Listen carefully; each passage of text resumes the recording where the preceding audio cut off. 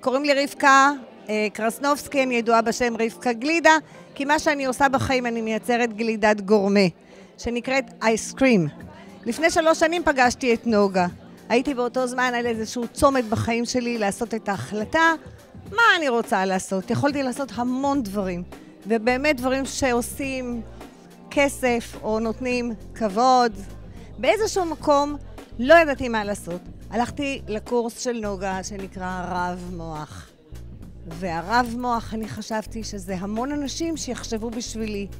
מה שהתברר לי שהרב מוח נמצא אצלי במוח. כל מה שהיה צריך לעשות זה לעורר אותו, להתחיל לחשוב האם יש לי רק צורת חשיבה אחת, אם יש עוד צורת חשיבה אחרת, אם יש משהו שיעשה אותי יותר נכונה, לעשות את הדברים היותר מתאימים לי.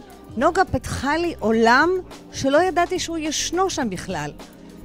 ולהפתעתי הגדולה, מכל מה שאני יודעת לעשות, נוגה כיוונה אותי לעשות גלידות. כי כולם מחייכים כשהם אוכלים את זה, וזה עושה בעיקר לי טוב, אני נהנית מכל רגע שאני עושה גלידה. אז כמעט כל בוקר כשאני קמה, ואני עסוקה בלעשות גלידות, אני חושבת על נוגה ואני אומרת, וואו, איך היא זיהתה את זה? איך היא ידעה?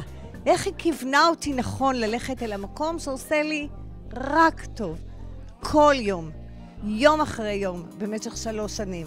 אז אם יש משהו שאני הייתי יכולה להגיד על נוגה, היא גדולה מהחיים.